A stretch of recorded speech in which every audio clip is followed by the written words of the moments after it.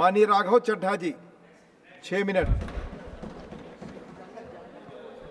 Sir, क्योंकि मैं सदन का सबसे युवा सदस्य हूं, मैं अपना दायित्व और अपनी जिम्मेदारी नहीं निभाऊंगा अगर मैं आज इस देश के युवाओं का सबसे ज्वलंत मुद्दा जो है उसे ना उठाऊं। सर, इस देश में दो शिक्षा व्यवस्थाएं हैं। एक शिक्षा व्यवस्था है अरविंद केजरीवाल जी की शिक्षा व्यवस्था, जिसमें दिल्ली में वर्ल्ड क्लास स्कूल बनाए गए, बढ़िया करिकुलम, क्वालिटी एजुकेशन दी गई और एक शिक्षित भारत का, शिक्षित राष्ट्र बनाने का सपना लेकर आम आदमी पार्टी, अरविंद केजरीवाल जी आगे बढ़े। एक दूसरी शिक्षा व्यवस्था है सर, जिस शिक्षा व्यवस्था में परीक्षा शिक्षा माफिया जन्म लेता है, जिसके तहत आज लाखों बच्चों का भविष्य अंधकार की कागार पे खड़ा है। मैं बात कर रहा हूं नीट यूजी और यूजीसी नेट की, जिसमें कुल मिलाकर करीब 35 लाख बच्चों का एग्जामिनेशन हुआ। हमने देखा, देश भर में देखा कि कैसे उस एग्जामिनेशन को पेपर लीक हुए, क्या उसमें माफियाओं का राज रहा और कैसे इन 35 लाख बच्चों का भविष्य आज अंधकार की कागार पे खड़ा हुआ है। वो 35 लाख बच्चे आज इस संसद टीवी को देख रहे हैं इस उम्मीद से कि शायद उनके अधिकारों की, उनके हकों की बात होगी। भारत देश एक बहुत युवा देश है। भारत की 65% आबादी 35 साल से कम आयु की है। मैं आपको बताना चाहूंगा कि इस दुनिया के सबसे युवा देशों में भारत आता है, जहां जापान की पॉपुलेशन की औसत उम्र 50 साल है, इटली की 48 साल है, जर्मनी की 46 साल है, यूनाइटेड किंगडम की 40 साल है, चीन की 40 साल है। जहां विकसित देश बूढ़े होते जा रहे हैं, भारत देश जवान हो रहा है। भारत की औसत उम्र आज मात्र 29 साल है। लेकिन हमने इस युवा भारत के लिए किया क्या? मैं आपको बताना चाहूंगा कि भारत में दुनिया की सेकंड हाईएस्ट स्टूडेंट पॉपुलेशन है। अगर आप प्राइमरी, सेकेंडरी और हायर एजुकेशन को जोड़ लें तो कुल मिलाकर 31 करोड़ आबादी भारत देश की स्टूडेंट्स कहलाती है, यानी कि पढ़ाई लिखाई का काम करते हैं। लेकिन उन युवाओं के लिए हमने किया क्या? मैं बताना चाहता हूं कि इस व्यवस्था ने, सरकार ने उन लोगों के लिए क्या किया। 2 आईपीएल हैं सर इस देश में। एक आईपीएल है जिसमें गेंद और बल्ले का खेल होता है, जिसे कहते हैं इंडियन प्रीमियर लीग, और दूसरा आईपीएल है जिसमें युवाओं के भविष्य के साथ खेल होता है, जो है इंडियन पेपर लीग। और आज मैं उसकी पूरी सूची लाया हूं कि कैसे युवाओं के भविष्य को सिक्योर करना तो छोड़िए, उसे बर्बाद करने का काम किया गया। और उस सूची में मैं नाम पढ़ के आपका ध्यान आकर्षित करना चाहूंगा कि क्या क्या हमने अपने देश के युवाओं को दिया है। पहला, व्यापम स्कैम। दूसरा, यूजीसी नेट पेपर लीक। तीसरा, Telangana secondary school certificate examination Hindi paper leak.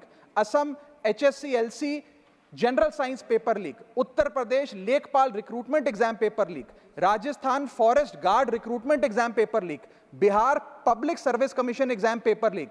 Gujarat head clerk exam paper leak. SSC CGL exam paper leak. UP TET exam paper leak. Rajasthan university paper leak. UP PSC paper leak. Maharashtra HSC exam chemistry paper leak. UP police constable qualifying exam paper leak. REET यानी कि Rajasthan eligibility examination for teachers paper leak.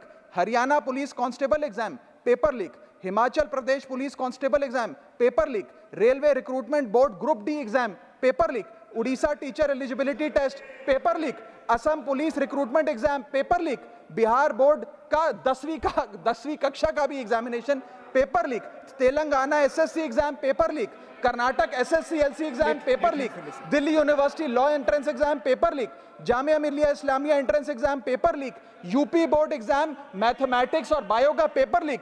Rajasthan teacher recruitment exam paper leak. और इस साल का NEET का 2024 का paper leak. माननीय राघव चड्ढा जी, ये ऑथेंटिकेट करके आप यहाँ मैं दूंगा सर, सारे रिपोर्ट दूंगा। थैंक यू सर, आज हम अपने देश के युवाओं को एक अच्छी शिक्षा व्यवस्था नहीं दे पाए, नौकरियां नहीं दे पाए, बेरोजगारी चरम पर है, ऑर्गेनाइज सेक्टर की बेरोजगारी चरम पर है और अनऑर्गेनाइज सेक्टर की तो आंकड़ों की क्या बात करी जाए। सर मैं इन स्टूडेंट्स की पीड़ा इसलिए भी समझता हूं क्योंकि मैं खुद स्टूडेंट रहा हूं।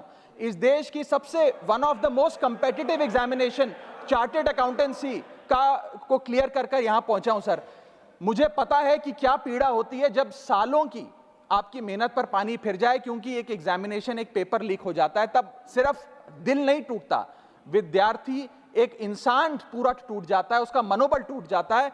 आज उस मनोबल को हमें सबको मिलकर एड्रेस करने की आवश्यकता है। और आज मैं उन युवाओं की ओर से नीट से संबंधित उन 35 लाख स्टूडेंट्स की ओर से सरकार से 5 सवाल पूछना चाहूंगा। और वो पूछने से पहले ये बताना चाहूंगा कि एनटीए, जो जिसे नेशनल टेस्टिंग एजेंसी का नाम देके जिसका गठन किया गया था कि वो युवाओं के भविष्य के लिए कुछ कारगर कदम उठाएगी, एक ट्रांसपेरेंसी से एग्जामिनेशन कराएगी, उस एनटीए का फुल फॉर्म आज नो ट्रस्ट एनीमोर हो गया है।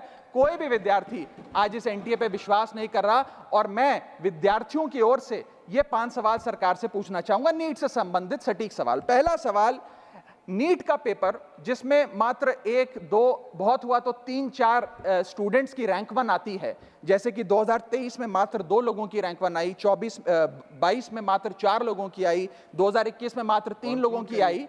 जब इतने कम स्टूडेंट्स की रैंक 1 आती है, तो इस साल 2024 के नीट के पेपर में कैसे 67 बच्चों की रैंक 1 आ गई, जबकि फैकल्टी और टीचर्स ये मानते हैं कि बहुत मुश्किल पेपर था। सर मेरी पार्टी का समय बचा हुआ है सर, प्लीज मेरे को 2-3 मिनट दे दीजिए। नहीं सर, 4 मिनट 5 मिनट भी नहीं हुए सर, वक्त दे दीजिए please. Conclude with in sir 1 minute conclude, otherwise I will move.